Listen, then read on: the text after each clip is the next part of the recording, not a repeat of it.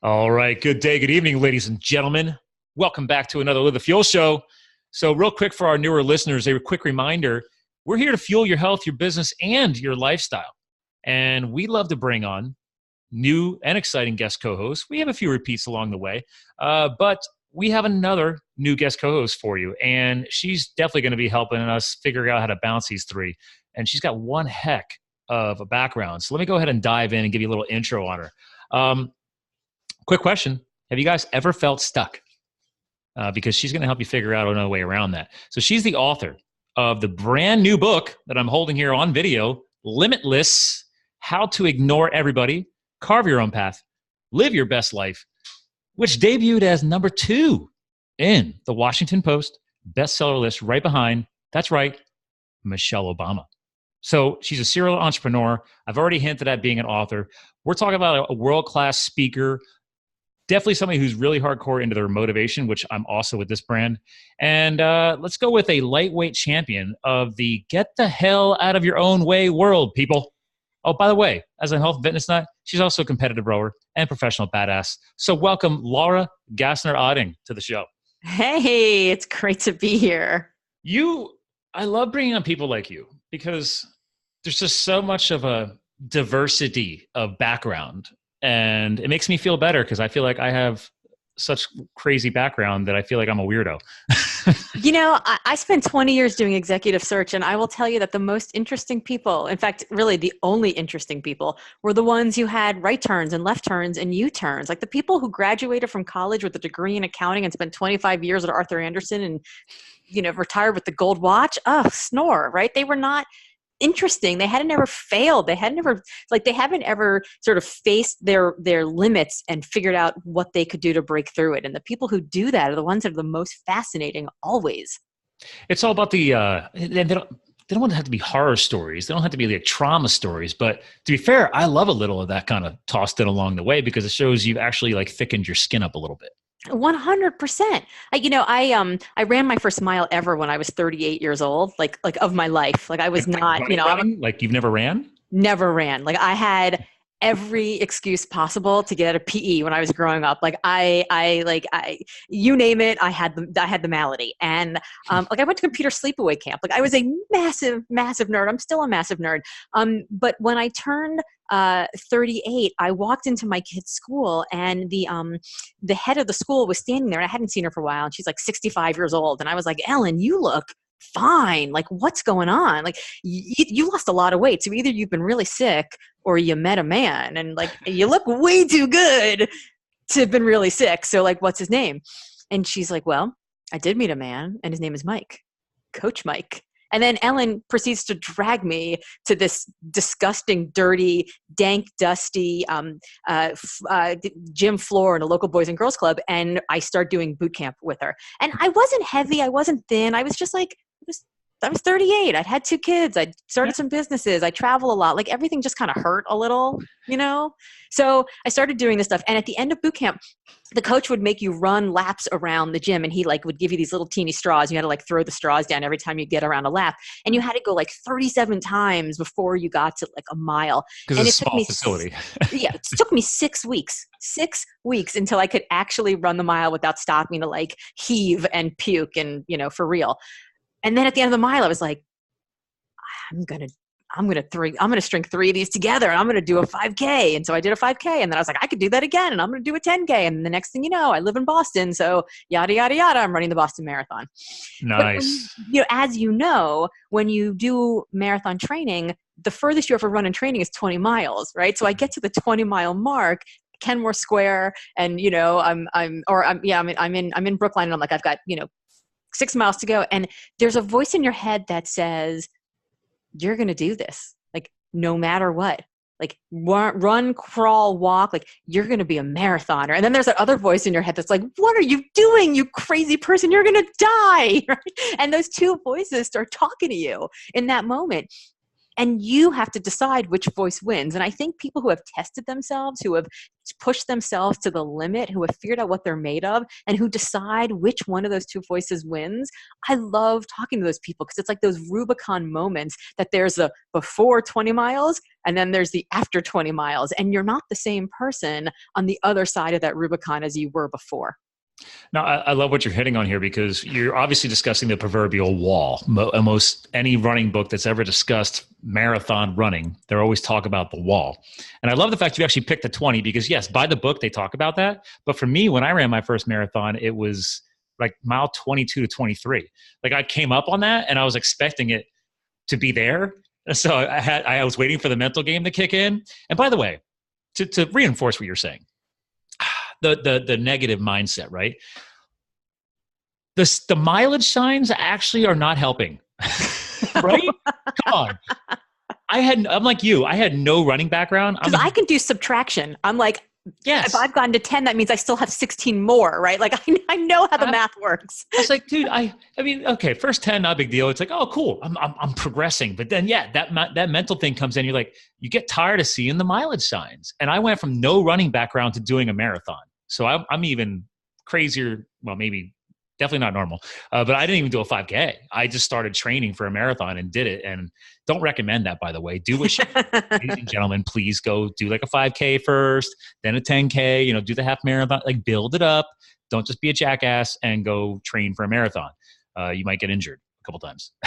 Yeah, so, you will get injured a couple times. Tight IT bands. I found the power of chiropractic care thanks to that. A lot of massage therapy. Yeah, I really jacked that up. Plus, I also tried training in only 3 months instead of the recommended 6 to 12 months. So. Oh yeah, that's a problem. Yeah. So you read the books, but here's a choice since you're an author. You read the books, but you actually pay attention to the content that you're absorbing. Yeah, because Albert Einstein said that all knowledge is experience, right? Like, unless you have gone through it, you don't actually know. Like now I row, and when you row, so I'm 48, and my max heart rate should not be 195, right? Like that's high for a 48-year-old person. But when you're rowing, you basically spend 4 minutes in a 1,000-meter race rowing at a 195, heart rate, and it's intense. And it's you and a boat of 7 or 3 other people, and you can't stop. Like when you're running, you can stop, you can slow down, you can walk, the water stops. But if you stop when you're rowing, you literally like get an oar to the ribs and get ejected out of the boat. And with your broken ribs, you have a hard time not drowning. So, you can't stop. And I remember my very first race, we got to the 750-meter mark. And we're flying. When you row backwards. So I can see the rest of the pack is behind us, and I can see that we're winning. And we're just going faster than we've ever gone in practice. And I'm feeling my entire chest expanding. And I remember thinking to myself, I'm rowing, and I'm like, I wonder what happens now. Do I die? Does my chest explode? Is my heart going to explode? What's going to happen? I don't really know. And then the race is over. But it's that moment, because I had tested myself in the marathon, where I'm like, I don't know what happens next. I've seen the wall and I pushed through it, that suddenly I had the knowledge, because I actually had the experience of knowing what it was like to see my limits and ignore that part of my brain that lies. You have the part of your brain that lies to you and says, like, millions of years of evolution says, get the hell out of here, run from the dinosaur. But the truth is that there's pain and there's suffering, and pain is sort of short and it's temporary, and it's a thing that's like the rate limiter. But if you have if you can suffer, then you can actually get through the pain and realize that it doesn't actually get any worse. It just sort of continues at that rate, and you can actually get tougher and push through it. This, like with your background with hotshot firefighting. You've been in all these situations where it's like the Karen or Tom catch you up, because a lot of people don't come on the show and they don't know what crazy crap I've done. Oh, well, no, I read your bio because I spent 20 years doing executive search. I like do your homework. People should come on your show. Future guests on the show, do your homework. It's a 3-sentence bio. You can read it. I tried to chunk it down a little bit, because I'm actually working on my first book. So I get to follow amazing people like you, and the book's been written. I'm just stuck in editing phase right now. So why are you stuck? Because I didn't actually write the book. I decided to take a challenge to a different level. And I decided, because I travel so much, that I would voice transcribe the book. Oh. So great app is called Otter.ai. Yes, I love Otter. And so I just on a business trip, I figured out, I started hacking it. I'm like, dude, if I can record for 15-minute sessions, I can lock out at least a couple thousand words, 1,500, 2,000. So I started doing this. And that's how I started chunking away at it. So the writing or speaking of the book went great. And then I'm like, oh, and then I export the data. And now I've got to rebuild the chapters into proper paragraph format before I can handle on to a better editor. So I'm still just finishing that up right now. So I have a little competition with another entrepreneur who's in a private author group that I'm in, a mastermind group. And he just Facebook messaged me today. He's like, oh, by the way, I finished editing on Friday. And I'm like, you son of a... Yeah, but you don't know if what he's finished editing is any good. He's a multi-author. Okay, so it's pretty good. I mean, why do you have to be the one to edit it down? Why? There are tons of editors who take. It's a passion project. Yeah, I'm guilty. I'm with you. I support outsourcing. I love this topic, and but this book is going to be a book that's going to give back to the fallen hotshot community. So it's a story of my transformation through becoming a hotshot and what I learned from it, and the lessons that I still carry forth today. But I want to tell some of that journey because I knew. I mean, you're in Boston, but did you ever hear about the Granite Mountain hotshots in California that were killed? Mm-hmm. Yeah. So I knew them. Like we served on the same fires together in 2010 and 2011, and then they died in 2013. So I still, actually it's coming up in a few months. Every year I host a fallen firefighters CrossFit workout at my friend's CrossFit gym. I raise money. I get shirts made. It's a side little passion project. That's not some huge nationwide thing. But obviously, thanks to the new movie that came out last year, Only the Brave, it's created some more exposure. There's some more well-established charities now and everything else. So I'm going to give back with that book. I want to donate. Right, but I don't understand why, because you're giving back with the book, doesn't mean you should outsource. Because the time that you're spending working on this is still taking away from the time that you would be spending on your businesses where you make money. I agree. Just because it's a charitable thing doesn't mean you should give it less attention and less value, because it steals from where you have more value. I greatly, my biggest goal was this. I wanted to make sure I at least skimmed through each of the chapters right now. And I made sure that my points were still there and they weren't being missed. Then, the fine tuning, I'm happy to hand that off. Yeah. I got to make sure like there's some key points I want to make sure weren't lost. And again, Otter's amazing, but the voice transcription is not perfect. It's not 100%. Yeah. So I'm just skimming through everything, making sure that the theme and the points were there, and then I can just hand it off. Because thanks to this podcast, you're right. I have tons of people in my back pocket that I've had on the show that are ghostwriters or editors and all these people. It's amazing. Like I'm sure you've learned this, right? Like as we grow and we take on all these new challenges, your keyword of a limitless is amazing because your resources become almost limitless. Absolutely. I look, you have somebody on your show who gets people unstuck. You just told me you're stuck somewhere. I can. You told me I got to co-host and I can ask you questions. That's it. Call me out. You basically opened the door to this Jewish mother calling you out on that. So, I'm told that I'm a kick in the ass surrounded by a warm hug. So that was a little kick in the ass. But it's really true. Speaking of kicks in the ass, I had a woman by the name of Carrie Lawrence, who was the first female F-14 fighter pilot in the Navy. I mean, like, you look a badass in the dictionary, there's a picture of her standing there in her, like, sleeveless leather dress, like, looking you down. She is just tough as nails. And I called her up and I was like, Gary, I would love, you don't really know me that well. We've had dinner a couple of times, with other various speakers. You're so amazing. I would love it if you would consider blurbing my book. And I sent her the draft of the book. And she called me up a couple of days later and she's like, can we talk about your book for a minute? She's like, I would love to do it. Absolutely. You're a badass. That's great. I would love to support a fellow badass. 2 days later, calls me up. Can we talk about your book for a minute? I'm like, okay. All right. Am I allowed to curse on your show? Oh yeah. I don't care. I don't edit. All right, good. So then I will give you the direct quote then without editing it. She calls me up and she's like, listen, you're really fucking smart and your book is really fucking good, but you're too fucking smart for your book to just be really fucking good. Ooh. So make it really fucking great. And then I'll blurb the shit out of it. Wow. Wow. You want to talk about like... You could tell she's got a military background. Yeah. And I was like, I know that it's good and I know that it can be better, but I can't figure out what's wrong. And then she spent 45 minutes on the phone with me, which were like the 45 minutes she had to do her workout before she gets in the shower to get what she calls show pony ready to then go on stage in front of 10,000 people. So it's like a really important 45 minutes. He spends 45 minutes on the phone with me, helping me identify exactly the thing that I needed to do to change it, to make the book really fucking great. And then says, and not only that, I'm going to introduce you to my editor who will help go through the entire book and help you out. And then this editor charges me really not a lot of money. And honestly, like I felt like I was like running away from a bank with like a bag of cash, like with a little like blindfold and a bag of cash behind me. Editing can be expensive. I mean, this was not at all. She lives like in upstate New York, and I like honestly like I triple checked the invoice because I was like, are you sure this is right? This is not enough. You should be charging more money. Of course, I've now coached her to be like, you should be charging more money. Charge everybody else more money.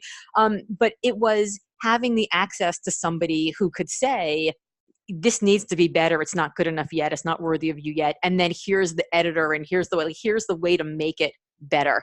Was phenomenal. Like I do, they say that you're the average of the 5 people you keep closest to you. And let me tell you, it is so true, because I can tell you exactly the Rubicon moments for this book when it got better, when the title changed, when the cover art changed, when it became the kind of thing that was that would take fire, as opposed to what the original book was going to be, which was going to be called Purpose, Doing Work That Matters. Which a lot of people discuss, but a lot of people discuss, and the book does discuss. But Limitless, How to Ignore Everybody, Carve Your Own Path, and Live Your Best Life, it's a little catchier. Yeah, a little bit, just a little bit. Yeah. I mean, definitely. And the funny thing is, she's not even, I mean, this counseling you received, like, she's not even like an official like author coach, right? Or is that part of it? No, like she just ripped it wide open for you. What was her last name again? It was Carrie Lorenz, Lohrenz. She's incredible. And she's a great speaker. And she, she's one of those people who makes, $35,000 to $50,000 a talk. She's just a hugely in-demand speaker. And the fact that she barely really knew me, we were just friends on social media and had dinner like at a table of 10, a couple different times. It's the people who sort of get in your sidecar and, they're like in your wolf pack and they just support you and they're there. And I'm exceptionally lucky to have had people like that along the way. Mitch Joel, who I'm sure through the podcasting world, Pixels, he's been like the godfather of this book. He was the one who, as I was writing it, gave me the other incredible piece of advice, which was stop writing.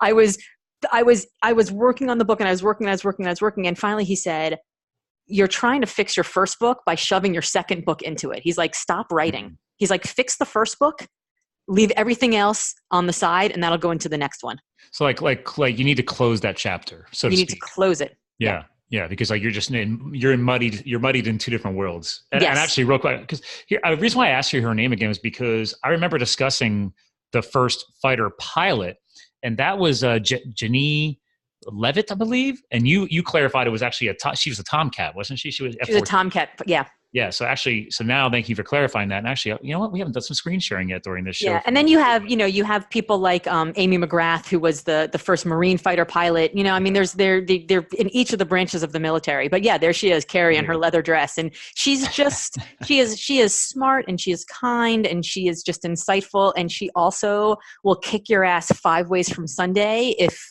she knows that you can do better. So, I'm looking at her and I see you because, obviously I dug into your background too, and actually let me pop over to your site. So like you ladies exude power. You have that confidence. You come across that way just in how your photographs on stage. Like there's that energy there. Right. Well, it's the sleevelets. It's funny. I'm in this like double secret society of speakers on Facebook, and somebody posted something about how when women get on stage wearing sleeveless, they're actually perceived as less intelligent than if they go on with their arms covered. And I was like, well, they haven't seen my arms because my arms would make Michele Obama blush. So. And I love that because I tell people all the time. It's funny because my now wife, she and I are big into CrossFit. she can destroy me in a pool. If you want to find the one sport that I need to work on, it is swimming. Yeah. But she's been doing triathlons the past couple years. I mean, she's a badass veterinary doctor, and she works on people's racehorses and stuff. I don't know, and I do know, but the point is that I tell people all the time, like, I am not attracted to.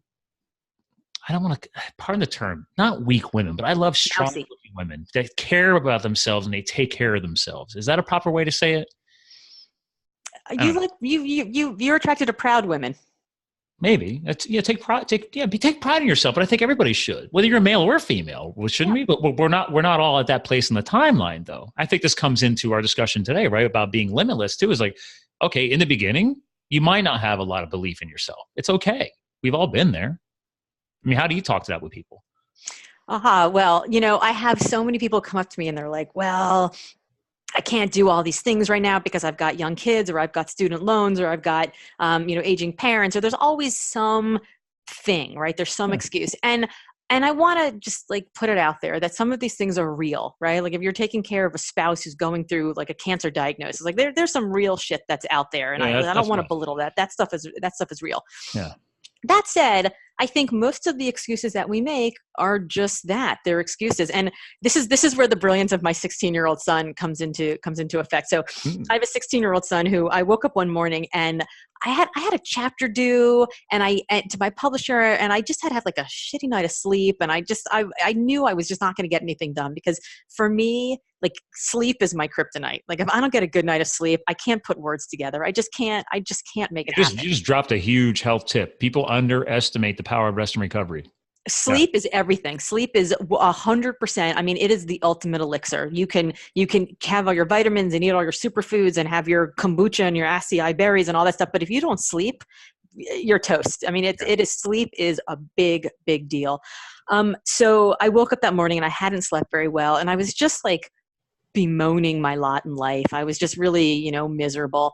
And he's like, well, just go on a side quest. I was like, I don't know, what's a side quest? Now, I don't play video games. I'm intrigued. Yeah, well, I don't play video games, and any of your listeners who play video games are like, oh yeah, of course. So, okay, bear with me. If the main quest of the video game is to go to the castle and slay the dragon and save the princess, okay, right? But before you can do that, you're waiting for your friends to log on, right? You're waiting for friends to log online, but they're busy, doing their dishes or getting harangued by their parents about homework or something like that. So you're waiting for them. You're sitting around.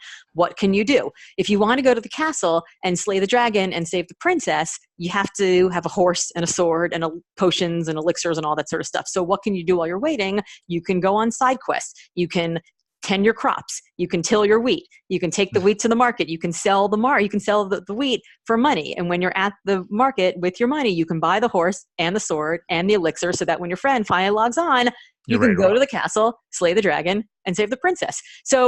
So many people are like, I don't know, I can't do it, I'm not ready, I can't run the marathon because I haven't run a mile yet. What can you do? You can start watching your nutrition. You can start eating more. You can start reading books about running. You could get to know coaches. You can have informational interviews. You can, read books about changing your career and living limitlessly. You can listen to podcasts like this right there. You can watch TED Talks. There's like a billion things that you can do in the 15 minutes or the 55 minutes of your commute every day to be ready, so that when opportunity strikes, you can get on the horse, go to the castle, slay the dragon, save the princess. I like it. So tend your crops. Leave it to a 16-year-old gaming kid to apply side questing into life lessons. I mean, is that genius or what? And he said that to me, and I was like, I'm going to write about that in my book, in the chapter. See, we're not parents. We're going to be we're all about being the cool aunts and uncles. So I feel like there is a need for that. But I love the simplicity of it, right? What a lot of people say is there can be wisdom found in the simplicity of a youth's mind, right? They haven't been muddied or distracted by everything that you and I have. Absolutely. And here's the thing, everything that we're doing are all side quests. And some of those things end up being relevant to our main quest right now, or some of those things end up being relevant to our main quest 20 years from now. When I started my last company, I used a strategy that I had been taught in college, right? 20 years earlier. I didn't realize that that class was a side quest until I used that knowledge in my main quest. So we don't know. So all of the things that we're doing, the people that we're meeting, the information that we're discovering, the information that we're onboarding, it may be relevant now, it may not be, but it's all stuff that's useful as long as we keep our eyes open. You know, they say, what do they say? Like, luck is when preparation meets opportunity. No. Right. So it's all preparation, and you just have to be ready for the opportunity. And then all of a sudden it's like, oh, you sold this executive search firm and decided to become a speaker and author. And suddenly you're like being booked on stage and you've got this best-selling book. You're an overnight success. It's like, no. It took me, you know, how long did it take me to write Limitless? 3 weeks. How long did it take me to come up with Limitless? 25 years and 3 weeks. Right. So, you know, preparation and opportunity meet and become luck. I love your reference there to even the book again, because I've actually second guessed that. I thought, not second guessed, but I thought about it. I'm like, you know, why did it take me this long to write the book? And I was worried, like, did I wait too long? And all these little things start popping in your head. And I'm like, you know what? I just needed a few years for the past to become the past, right? I mean, I'm not a hotshot anymore. You know, it was only 2 years in my life. It was a way for me to take a break from the corporate space. You know, I stepped away from big business before I became an entrepreneur. And it's like, okay, that was a necessary step. To be fair, that hotshot lifestyle was a side quest. That wasn't on the original game plan. I had spent years trying to hustle in the corporate space, then paying my way to go back to college on nights and weekends to get my degree in marketing. And then boom, it wasn't originally marketing. It was supposed to be IT management, I believe. And then I decided to switch it to business management. And then I decided to switch it to marketing. And then I figured out that I could dual major in psychology, side quest again. Then I ended up figuring out, wait a minute, I'm not going to be a PhD in psychology. I love psychology. It's helped influence the creation of this show. But then I figured out, wait a minute, the credits are done. I can just graduate and move on and go try the firefighting career. So I banged out the degree, graduated, stuck to psychology as a minor from the side quest, and then moved on to the next chapter, which was the firefighting. So I love the fact that, like, you made me think about all these little things that were all side quests, but have amazing stories tied to them. Right. So here's why the book took you this long to get to. Because if all knowledge is experience, Albert Einstein, with all due respect to our dear friend Al, I think all wisdom is framework.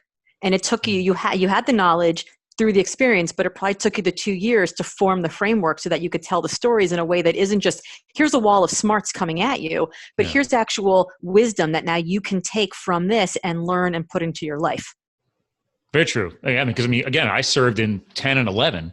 So my head was still messed up from that. I mean, there's pros and cons that came out of that, but I mean, it affected my own relationship. I mean, Kristen, God bless her, she broke up with my ass. I mean, so I've been on a couple. You're probably a hot mess. Well, this was years later though. And I was like, well, I didn't realize that I could not let go of that. I love the adventure and the breaking through all these different limitations in those 2 years. Like, it changed my life, but I had such a high from that. I wasn't able to move on and embrace the next chapters properly and fully, like being back here on the East Coast and everything else. And I've actually been on a few romantic podcasts because they're like, oh, you should write a book about that. I'm like, why? They're like, do you know how many people want to, like, win their ex back? I'm like, yeah, I was that guy. Like, I was spending money online. I figured out that all of my passions into personal and professional development, you'll love this. I turned that off, channeled all that energy into a side quest to figure out why she broke up with me, and then took the next 90 days to study and win her back. Wow. And people should write a book about that. I'm like, no, first of all, maybe, I don't know. But the point is that it took somebody to call me on my shit and pull my head. I literally, I've said this on multiple. It took somebody you cared about to call you on your shit. Yeah. And pull my head out of my ass. So I thought I had, like, she's a veterinary doctor. I think she has a lot of experience pulling.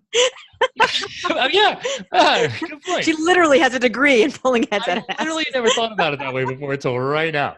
I mean, she's also, I mean, like yourself, strong, highly intelligent woman. I mean, she went to Cornell and UPenn, and she also has a doctorate in chiropractic care for animals too. So it's like, I don't know how I stumbled across her. So yeah. But yet that's the point, right? Is like everything you and I are talking about right now. I love this because there's so many of us that are we were earlier in our timelines, weren't even fathoming these things. And how do people, I mean, fast forward to today where you're at now, like the book, obviously speaking on stage, do you still get high off of connecting with those people? And like, oh yeah, it's okay, guys, you know? Yeah. I love it. There's a moment you get on stage and you tell a joke and somebody on stage left laughs and you go, oh yeah, I got a connection. yes. It's like immediately addictive. It's like I want more of that. And it's funny because the very first talk I ever gave was at TEDx Cambridge, and that was one on your site, right? That's on my site. Yeah. In fact, the picture that you showed is from there. And I had no interest in speaking. I am very happy to be stage left. Like I love being the person who, I just love being the person who makes other people look amazing. That's what I've always done. And then I sold my company to the women that helped me build it. And a friend of mine called me and said, would you consider doing a TEDx? And I said, no fucking way. And actually that same 16-year-old, it was 14 at the time, was sitting in the passenger seat of my car. I took the call, of course, on speakerphone because I'm a good mom. Didn't want to use, wanted to be hands-free. And I hang up the phone and he's like, so mom, don't you always tell me I should do things that scare me? And don't you always tell me that if it doesn't change me, it doesn't challenge me, it doesn't change me? And don't you always tell me that life starts on the other side of the fear? And I was like, yeah. Your boy's calling you on your shit. Yeah, he's like, so what gives, mom? And I was like, fuck, I have to do this, don't I? And he's like, yep.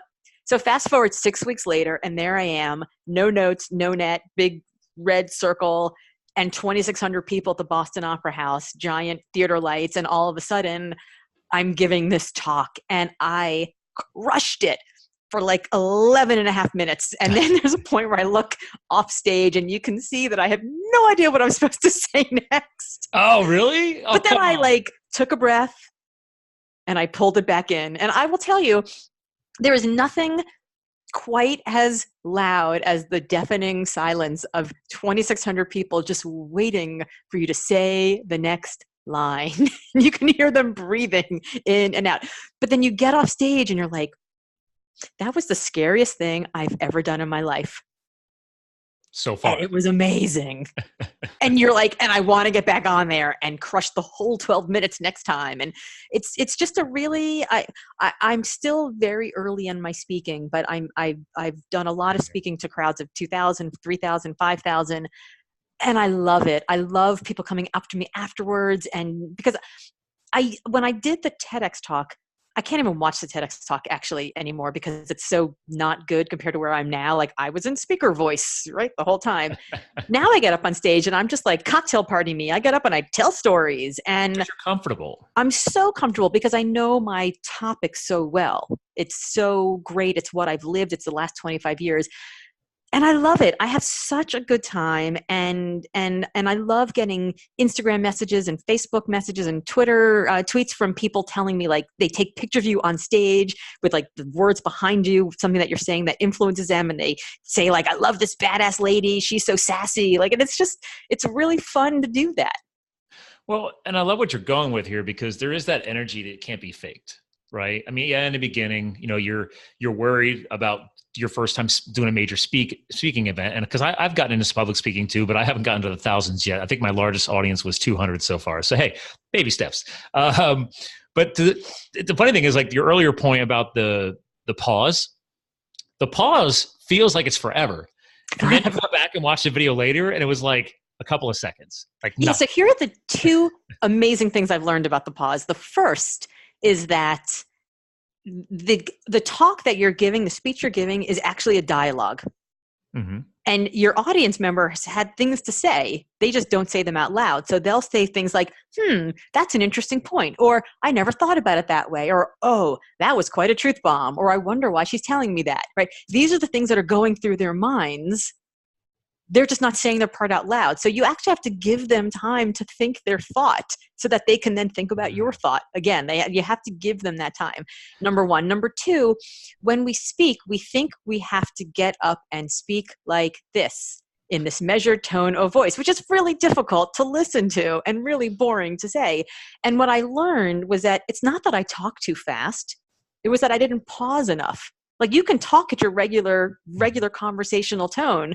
You just have to pause longer to get people to like get back into your time zone for them to catch up with you. So the pause is actually super useful because it provides places for the audience members to think and to breathe and to catch up with you and then to keep going while letting you still be your same energy and your same person on stage. Because I would imagine, like me, you're energetic and you're powerful and you're physical and you move and you talk and the audience is in it with you. I get off stage and I wear like a fitness band. I wear a Whoop and I get off stage and I look at my heart rate when I'm on stage, and it's incredible. I'll burn like 575 calories in 45 minutes when I'm on stage because you're engaged. I'm in it. Yeah, you're in the zone. Yeah, it's great. It's really fun. It goes back to we've talked on this show a couple times many times actually about flow state. Like you're in that flow, man. It's like doing a fitness competition. Like whether it be rowing, whatever. Like you're in the zone, and you're on.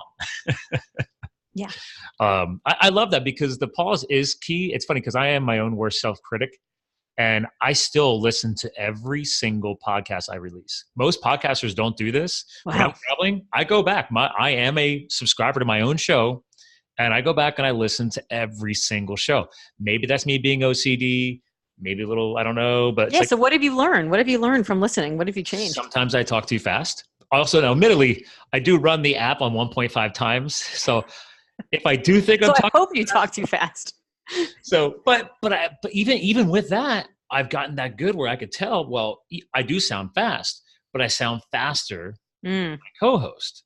So it's trying to equalize that. And then I'm always worried about, am I over talking my guest co-host? Because people who aren't as experienced with this stuff, like you've done 80 of these things or whatever. So people don't realize that sometimes internet lag is something you have to plan for. So you don't realize that you may come across when you hear it later that I might have overspoken you, or you might have overspoken me or whatever, but it could have been just something as simple as a technical issue. It might have been internet lag.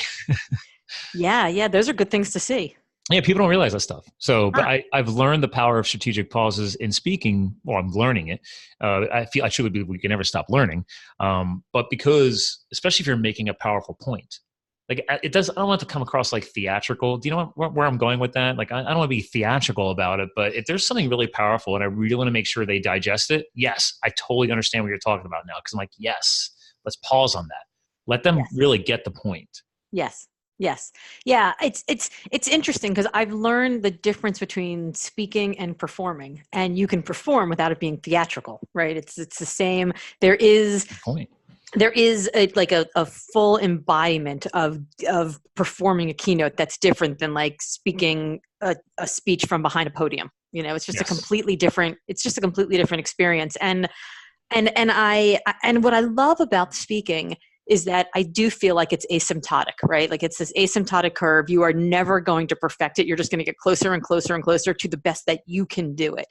And I love that. I'm fascinated both by the asymptotic curve of the craft of speaking. Like how do you master the craft of speaking? And I'm also fascinated by the business of speaking itself. Like, why do some people get on stage for some amounts of money and some people get on stage for other amounts of money? And I'm interested in how it all works, because I think, how do you go, do you speak for money? Do you speak for book buys? Do you speak for exposure? Like, why are the reasons why we're on stage, and what are all the ways that we can count value, right? For some people, it's cash. For other people, it's selling a lot of books. It just depends. For some people, it's getting really good video so that they can have a great speaker reel with, a really fancy logo behind them and their branding. It's everybody counts value at different parts of their career differently. And I'm interested in that. I mean, I love puzzles. It's why I love doing executive search for 20 years, because I love the puzzle of understanding who somebody is and what makes them them. I'm sure it's the same with you while you do this podcast. Yeah. It's uncovering how you motivate and inspire somebody to actually move forward. I'm the same way about this. And once I figure that out, who knows what's next? I love your connection on that. I mean, I've started studying a little bit more also about the speaking world, because I've had professional speakers come on the show that some were authors, some were not. Some had their own podcast show, some didn't. It's interesting how everybody chooses their different media. And I tell people, like, you don't have to do everything. It's just it's like social media. You don't need to crush it on every single social media channel. If you are, then you must have a whole team of people. Like, I help people grow their brands on social media. I'm like, no, you don't need to crush on every channel. It's okay. Yeah. Like, maybe you're not a tweeter. My one client, guy rules Twitter. I don't know how he does it. I have like 400, 500 followers on Twitter. I could care less about Twitter, but to your point, it's fun. You want to dig into these intricacies and try and figure it out. And I am impressed by the business of speaking because who's the guy's got the #1 entrepreneur podcast right now, Frizella. You know Andy? Mm-mm. You ever hear Andy Frizella? He's had some very successful supplement companies, and you'll love him because his brand is the MF CEO, the motherfucking CEO. Nice. That's some But, language I can get behind. yeah, I mean, he just calls it out. But he said, he's been doing speaking circuit for a while too because he's been a successful entrepreneur. And he said recently, in the past 6 months to a year, he's just been declining a lot of speaking events, and people offer him a lot of money to come out and speak. And he's gotten to the point where he's like, I'm tired of seeing people, the same faces, come to these events. They absorb all the knowledge. They got their notebooks, they're taking the notes, and they keep coming back. He's like, you're just like, these people are spinning their wheels. They're not taking any action on the content. Yeah. And I love this point now because I wanted to bring that up when you started talking. I'm like, what are your thoughts on that? Like, how do you dig your brain into that? Because I was guilty of that. Like, I do believe in the power of events and meeting amazing speakers like you, but there is a disconnect there. There are some people just never taking the action. Yeah, I have always told people who come to work for me that if they're in their same job 3 years after they've come to work for me, that I've failed them. Interesting. I have had people in every job from executive positions all the way down to administrative positions. And I'm like, if you're still working for me in 3 years in the same exact position, then it's not you, it's me. Like that's an issue because either they should be gone because they're not cutting the mustard or they should be growing. And it's interesting because I had to tamp that down at one point because I had a young woman who came to work for me who said, well, I want to be in this job for the next 10 years because over the course of those 10 years, I also happen to want to have a family. So I'm going to, I am always going to be loyal to you, but I'm also going to split that. I'm going to care, my attention is going to be somewhere else. So I would like to become an expert in this job so that I can do this with 80% of my brain when I'm also being a mother. And I was like, all right, that's fair enough. You're a mom, so I respect sure, yeah. I mean, I get it. And even if I wasn't a mom, I would get that. I would say, okay, well, that makes sense. Like that is not stagnation for you because other parts of your life are also growing, right? But I think stagnation, that's scary for me. Well, several years ago, I got into acupuncture, and I'm a daughter of a doctor. I've always believed in Western medicine. I opted for the second C-section. Like I believe deeply in Western medicine. But I thought acupuncture was interesting because the whole idea of acupuncture is, they put needles in and it's supposed to move blood around and it's supposed to move the stagnant stuff. Mm-hmm. And the stagnant stuff is supposed to be the stuff that creates, cancer and all kinds of other disease. Toxins, Yeah, I think stagnation is really bad. I think when we don't move our bodies, it's bad. I think when we don't move our minds, it's bad. I think when we don't move our hearts, it's bad. Like we need to be constantly moving. That's evolution, right? That's an important thing that we should be doing. So I'm fascinated by people. I've had executive coaching clients who have called me and at the end of our sessions have said, I've done Gary Vee and I've done Tony Robbins and I've done, Grant Cardone, and they'll name this person, that person, another, and they're like, and nobody's been as good as you. And I think, yeah, that's great, except now you're going to do somebody else. Yeah. It's like opinion shopping, right? And so I don't know. I think there are people who want to move forward and they're the ones who will get in the muck and the dirt and do the hard things. And then there's the ones who go and they like to sit and they like to clap and write a lot of notes and then they go home. Yeah, I agree. And I think that feels like motion to them. So, I've been guilty of this for the past few months. I've been using this quote, and it's not a stagnation quote. It's really just to tie this all together. I just started, all of a sudden, just start saying this quote that, we're just all at a different place in the timeline. And I can't tell you how many times this keeps coming up again and again. And you just did it again. It's like, I'm thinking about the people that are stagnant. And it could be just due to their past, or maybe they just haven't been stimulated with the right piece of information yet to just, boom, pop that lock. Or it could be that they're thinking, I can't do anything because I can't do the main quest. And they don't realize that the side quest is actually an option and is forward motion. And for some people, all of the side quests are necessary to eventually build up the stamina and the confidence and the strength to finally hit the main quest. Exactly. Because where does confidence come from?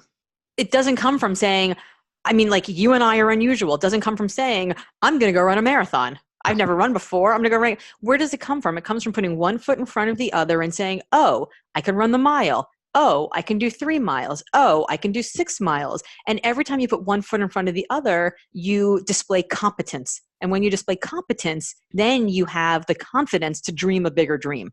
So these people who are not moving forward they don't have the confidence about that, but they're not thinking about the side quests as ways to give themselves the competence to have the confidence that those big dreams are actually realistic for them. I can even take it even earlier than that. Before even, I bought the book Born to Run. Love that book. Yeah. I'm still a minimalist. I've run Spartan races in my Vibram 5 fingers. People think I'm crazy. I'm like, hey, whatever. But even before that, because I don't run marathons anymore. I think it's crazy. I'm actually training right now for my first 100-mile ultra mountain biking race. I've done 100 plus mile events on a road bike, never done on a mountain bike. So that'll be fun. But my point here though is that marathon, that side quest. A friend of mine was just years ago, huge rugby playing dude, went to Lehigh University here in Pennsylvania. And then, but he was a computer programmer and his hands could palm my head. Like, dude, you were the largest computer geek that I've ever seen. I love it. And I'm like, what are you going to do? And he's like, oh, I go down every year to run this marathon. It's called the Marine Corps People's Marathon in Washington, D.C. And I'm like, oh, I've never been to one of these, but I'm going to come down and cheer you on. And we did. And I see this big truck of a man like crushing a marathon. I'm like, dude. And then you see the Marine putting the medal on him at the end and saluting him. Oh, dude. Yeah. That's amazing. I got chills right now you saying that. It's amazing. And I want to do the Marine Corps just for that. And also, we were moving along the course, hopping on all the subways. So I'm getting the tour DC in a whole different way. Seeing all the veterans running. There's all you can think of is, what the hell is your excuse, right? Thank you. Okay, you get me. I'm like sitting there. I'm like, I'm not a sidelines guy. I'm sitting there like, so when he got done, right? When the guy with one leg goes by, and you're like, what the hell is my excuse? The amputees. Right? Yep. No, not just that. Amputee in full fatigues with a pack. Yeah. I'm like, what is going on? Yeah. Yeah. I was like, all right, dude, I'm coming back next year and I'm going to do this with you. Nice. Because what inspired me, this is my point, there's always a trigger of inspiration or motivation. And what inspired me was I didn't know that he was running for one of his old college buddies who had died due to a hospital mistake, something with his brain down in Philadelphia. Went into the hospital. They didn't catch something and the kid died while they were in college. They were like roommates. And I'm like, wow. What? So this guy's brother runs, his father runs, my buddy John runs. I'm like, dude, you guys are inspirational. And I came down and I wore one of the shirts and we created awareness for, I was like, dude, it was so powerful. I had to go back. I'm like, I'm coming back next year and I'm running with you. So that was my trigger to do that. That's why I was kind of saying, like, sometimes people need to have like, what is the trigger? And I think people need to figure that out. Like, what is the what that's going to help, amplify your why to do these things? You don't have to be crazy like us. You don't have to be crazy, but you just have to like it. And here's the thing, like this is the whole point of my book, is that we all have a calling, right? We all have something that's bigger than us. Maybe it's a business we want to build, or a family we want to grow, or a race we want to run. There's like something that we care about. And we get it wrong because we think calling has to be purpose, this like lofty purpose, like we're curing cancer and we're saving the whales. And the truth is that your purpose really only has to be your purpose, right? So your purpose might be doing work that's flexible so that you can get out early so that you can train for your marathon. Your purpose can be doing a job you hate because it pays you enough money to buy the Maserati and the beach house because that's what you care about. Your purpose might be working for the nonprofit organization because you care about the cause, but all that has to be is your purpose. And we're all inspired by different things. And my message behind the book, like, again, I spent 25 years helping people find work in nonprofit organizations. So clearly I care deeply about this thing. But the message behind the book is that your purpose, like nobody gets a vote in your life that shouldn't have one. And we end up giving votes to people who shouldn't even have voices in our lives. And so whatever your inspiration is, maybe it's that you're running for a fallen colleague. Maybe it's you're running because you want to lose 100 pounds. Maybe you're running because, you've got mental illness and that's how you deal with it. I mean, there's all kinds of reasons and there's all kinds of influences, but your inspiration only has to be yours and we don't have to justify it to anybody else. No, and I love that. And by the way, ladies and gentlemen, I've been doing screen sharing this whole time while she was telling all this. So also, obviously, this book is definitely on Amazon. I was just showing that for the regular listeners, when you use the Amazon banner on livethefuel.com and goes to my influencer page, her book's already added to the book recommendations of every author that we've had on the show. So she's right there in the forefront. I just wanted to show that off. But also, real quick, since I'm already screen sharing, your words, like you just dropped again. I love the fact that I love how Amazon works, because people buy books and then Amazon is smart enough to run an algorithm and see how different books are being aligned and bought together. And sure enough, you're up against, Michele Obama. And then I didn't even know this girl. I mean, so that was like Rachel Hollis. Rachel Hollis has 2 New York Times best-selling books right now. She's amazing. I'm like, I looked at it this morning. I was like, hi, me and Michelle. Because last week, frequently bought together was my book and Michele Obama's, which was pretty cool. This week we got a new friend. They added Rachel Hollis, so the 3 of us are being sold in a package deal together. I mean, that's kind of a good problem to have. Hey, girl. Like, oh, sorry, you're a double New York Times bestseller, and I'm just happy to be getting purchased along with you. Okay, no problem. And Michelle, who's sold 10 million copies of her book. Yeah, I mean, I'm back on speaking because you're a speaker. I mean, come on, who the top paid speakers in the world right now are Michelle and her husband. It's pretty incredible. They have defeated the Clintons. Yeah, well, I mean, they're pretty great. But I will tell you that one of my biggest girl crushes is Malala. And I actually spoke at an event with her a couple weeks ago in Canada. And I actually asked her for a selfie. And I took one. We took a selfie together. It's on my Instagram page. But yeah, Michelle and I took me and Malala. I was like, okay. Were you expecting yourself to react that way or no? No. And I was 21 years old when I was working in the Clinton White House. And so, when you're 21 years old and you spend time in the Oval Office briefing the President of the United States about things, you don't get flustered around a lot of people. But Malala, I mean, that was pretty amazing. Yeah.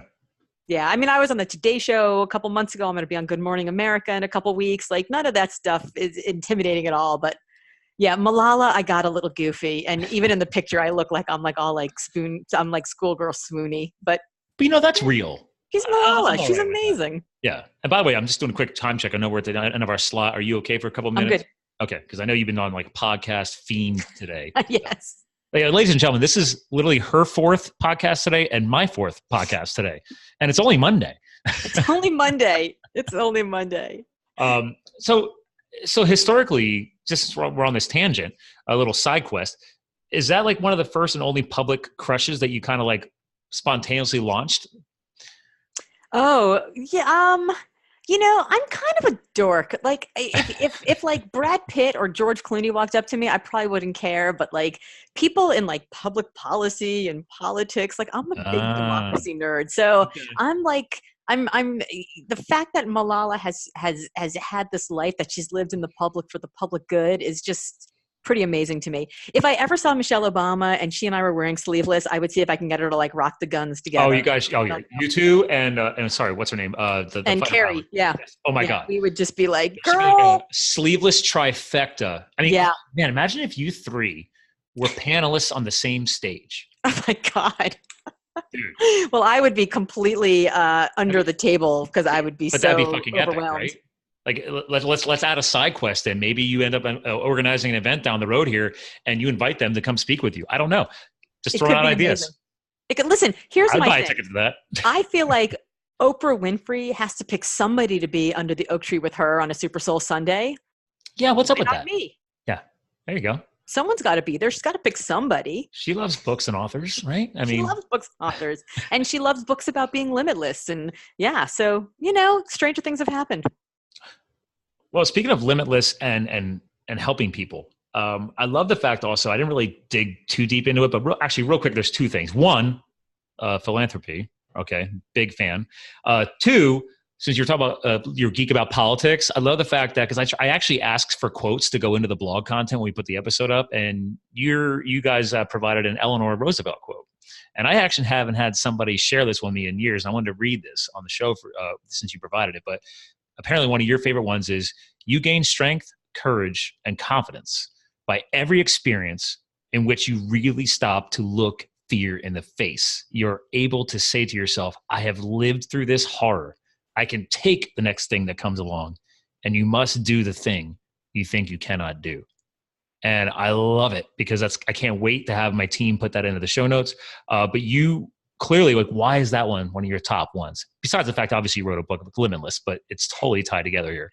Well, I mean, Eleanor Roosevelt is just the original badass. She's like the OG. There's nobody who is tougher and who knocked down barriers in the way that she did. And my second favorite quote from Eleanor Roosevelt is, "We would worry less about what other people thought of us if we realized how little they did." Right? So all the time that we're like, oh my God, I can't do it. What are people going to think about me? Oh no. They're not going to think about you. Yeah. They don't care. They're all so busy worrying about themselves, just like you're so busy worrying about yourself. Nobody's going to notice. So I often turn to Eleanor for inspiration when I'm trying to think of these things. But I think that this quote, I think that it really embodies a lot of what I've stood for during my life, which is that we are made of such tougher stuff than we know. And it's not until we get to that wall that we realize that we have multitudes within us. And I think especially so for women, because women end up getting saddled with additional societal burdens. We get we have other expectations that are on us that are just different from men. And we also get lots of on-ramps and off-ramps, whether or not we want to have children or whether or not we want to change careers. I mean, there's we get strapped with a lot of burdens, but we also get opportunities that are there that men don't necessarily get because people expect them to be sort of steady along the same path. And I think that if we don't do the thing that we think we cannot do, if we listen to everybody else saying you should and you need and you must do all these things, or my favorite, oh, you can't do that, right? We end up getting limited by everybody else's ambitions or desires or risks or anxiety or fears. And I think in those limits, we lose ourselves. So I think if we don't face fear and do the thing we cannot do, I think we lose ourselves and our greatness in those moments. I totally agree. I mean, I can't say it any better. I mean, obviously you've learned a lot over the years. We both have, but you're crushing it right now. I mean, I also I wanted to throw this in here that I love the fact that you chose through your business activities and everything you're doing that you're not just trying to target and work with entrepreneurs and investors, but you are targeting, philanthropists. I mean, that's a huge piece. Like I know a lot of people I've met through, just connecting and networking over the years, and some people are afraid to align too heavily on the philanthropy front, maybe because they're afraid, maybe bills can't get paid, so to speak, right? Like, you're not always getting paid with some of these relationships. Some are. It's an interesting target. And I've always aligned myself with that. And that goes back to your point, like you were originally going to name the book something about purpose, right? Mm-hmm. And Limitless said, well, I think we're all looking for a little bit of purpose. So I tell people, like, why not align yourself with organizations that are putting together that purpose? And then you don't have to kind of create it. You're just aligned with it. What are your thoughts? Yeah. And your purpose doesn't have to necessarily even be aligned with philanthropic stuff. Like I said, your purpose can be buying the beach house and the Maserati. Like that's totally cool if that's your purpose. But there are, so in Limitless, I talk about how your consonants, your alignment, your flow has to come from four things. And it's calling, connection, contribution, and control. And calling, as I said, is this sort of bigger thing that you care about. Connection is the daily work that you're doing, whether or not that actually matters. How much can you see a direct line between the work that you're doing on a daily basis to that calling? Control is about how much personal agency do you have over how the calling, how you get from the calling to, from the connection to the calling. Mm-hmm. And then contribution is, what is the work doing for you, right? So through your work, are you able to afford the lifestyle that you want with the flexibility that you want? Are you able to have the velocity in your career trajectory? Or are you able to manifest your values on a daily basis? So it may be that you say, I care deeply about calling. My calling is this cause that I want to serve, and I want to contribute to it. And I want to contribute to my life by being able to manifest working in those values. Or you may say, I care about that calling, but really the way I want to contribute to it is I want to make a lot of money in my corporate job so that I can donate money to that cause. Sure. Or you may say, I actually like working for this company. I don't really necessarily love the work I do on a daily basis. Not a lot of connection, but boy, it allows me to manifest my values by working for a company that's doing things that are good for the environment or something, because we've got this good green policy, even though we're, a for-profit company. So I think that there are a lot of different ways where you can manifest your purpose through your work, whether it's philanthropic work or corporate work. And even if you say what I want to do is purely philanthropic work, there's plenty of jobs in the philanthropic sector that pay lots and lots of money. So, there are six-figure salaries that are available in the nonprofit sector, just like there are very small salaries available in the corporate sector. Yeah, a lot of people forget that. I mean, as these organizations, in the end, a 501c3 is still a corporation. It's just a different legal classification. I should know because I just applied for my own.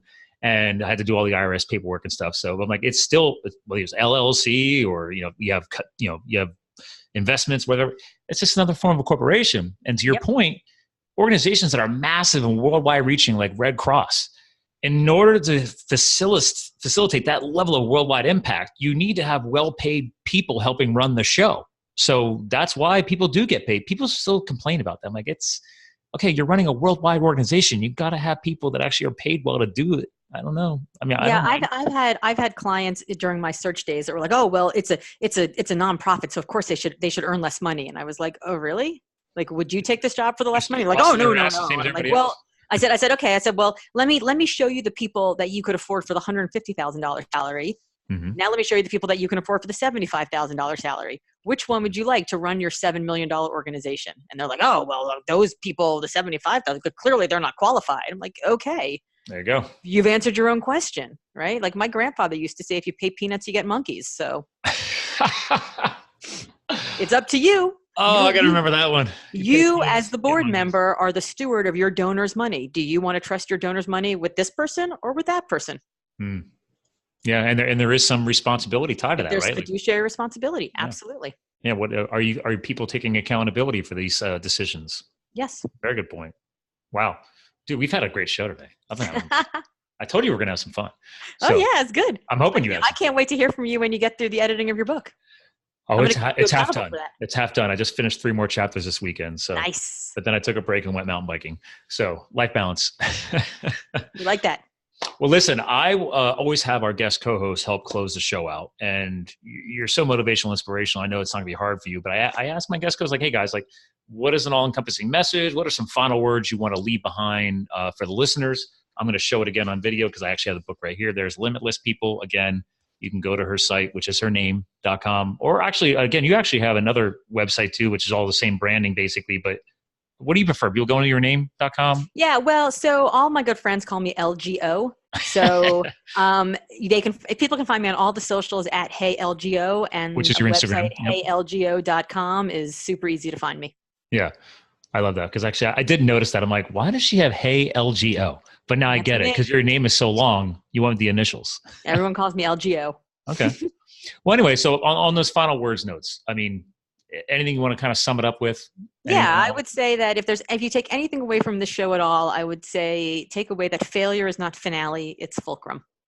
And failure is a place from which we learn and we grow and we thrive. And I was giving this talk about 2 months ago in Austin at Renaissance Weekend, and there was an astronaut in the audience. And this astronaut had done 3 different spacewalks. And at one point I was like, except for you, sir, failure for you would most definitely be finale. But for the rest of us walking around on terra firma, unless you are attached to an oxygen tether, failure is fulcrum. It is the place from which we grow and we learn and we discover more things about ourselves, and we realize that success might not have looked like what we expected success to look like when we first took the first step, but it doesn't mean that it's not success. And so I would urge people to understand that failure is not finale. It's just fulcrum. I just wrote that down because I'm going to use that. I love it. Failure is the fulcrum, people. Okay. So listen, thanks for tuning in. I'm going to give you a proper goodbye off the air. Ladies and gentlemen, again, guys, it's going to be all over Amazon. Everything's going to be linked in the show notes. Again, Limitless. Get the book, okay? I mean, just try something new. And by the way, it's available on audio too. So, but anyway, ladies and gentlemen, thanks for hanging with us. We're here to fuel your health, your business, your lifestyle. Check her out. Make sure I'm already following her. Make sure you follow her at Hey LGO on Instagram if you're an Insta feed. But if not, again, all of our other social medias will be linked in the show notes on livethefuel.com as well. So again, we're here to fuel your health, your business, and your lifestyle. Laura helped us do that today. So again, guys, thanks. And you too can live the fuel. We'll talk to you guys again soon.